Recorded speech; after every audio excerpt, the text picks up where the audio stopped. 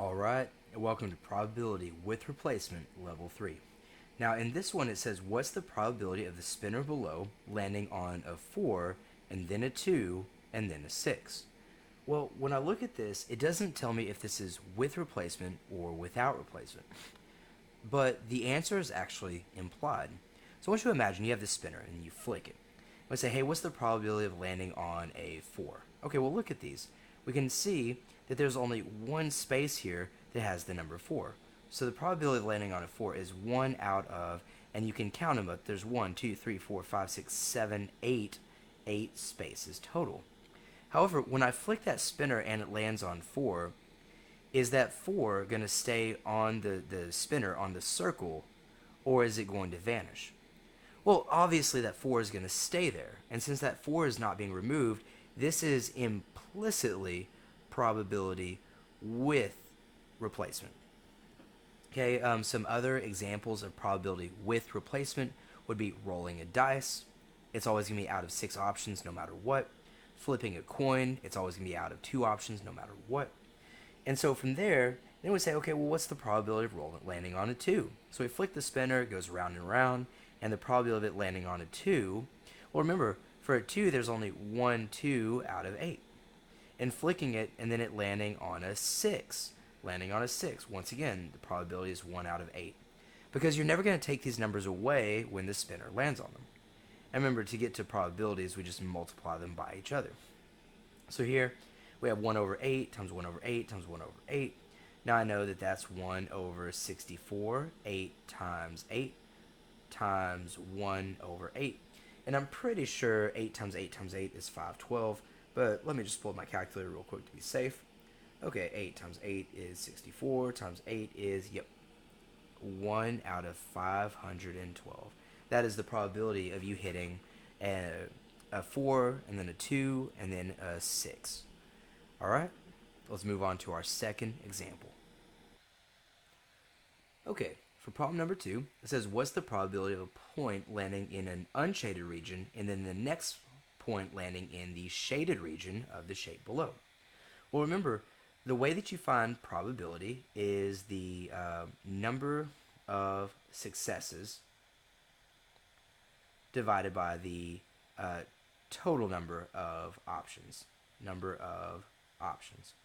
Well, in this case, it's a little bit different because there's not really explicit options. So the way that you would think about this is, let's just take a look at the unshaded region. Well, the unshaded region is going to be all of this, there's going to be this white space right here and that white space right there. Well, it's going to be really the area of the rectangles divided by the total area, or aka the area of the triangle. Okay, so let's go ahead and first start by finding the total area of the triangle. I know that the area of a triangle is 1/2 times the base times the height. Here, my base is 4 plus 5 plus 5, which is going to be 1/2 times 14 times, and my height is 6 plus 5, which is 11, plus 2, which is 13. And then really 1/2 of 14 is just 7, so this is really 7 times 13. And you could probably do this without a calculator.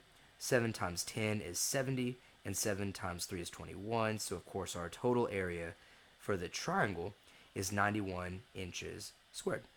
Okay, so let's kind of set up our probabilities. We'll say, hey, the probability of it landing in the unshaded region is going to be something out of 91.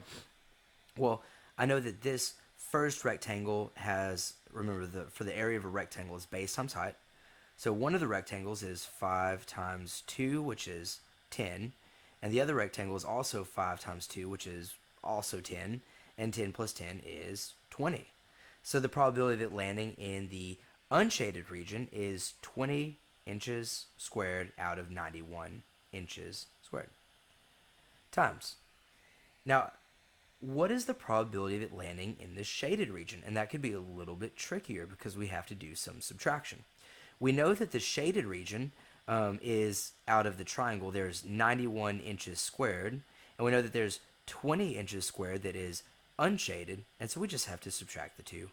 91 minus 20, which is 71. And so the probability of it landing in the shaded region is 71 inches squared out of 91 inches squared. And of course, these are going to be some very large numbers. You can probably do 20 times 7, well, 20 times 71 is going to be 1420 over, and 91 times 91 should be 8,281.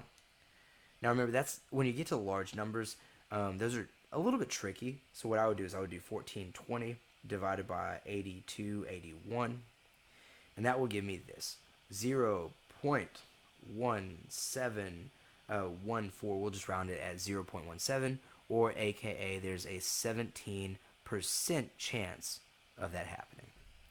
Alright, I hope this was helpful, and I'll see y'all in our next video series.